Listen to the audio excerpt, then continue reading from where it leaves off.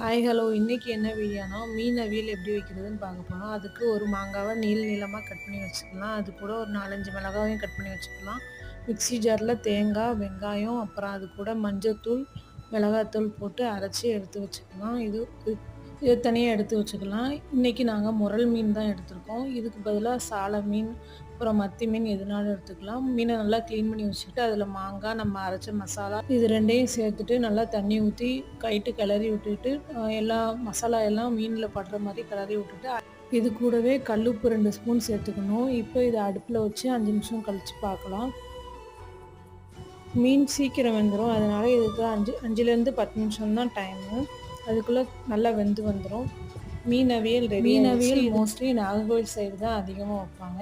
நீங்களும் இந்த ரெசிபியை வீட்டில் செஞ்சு பாருங்கள். செஞ்சு பார்த்துட்டு எப்படி இருக்குன்னு கமெண்ட்ஸ்லாம் சொல்லுங்கள். இதே மாதிரி நிறைய நாகர்கோவில் ரெசிபீஸ்க்கு நம்ம சேனலை சப்ஸ்கிரைப் பண்ணி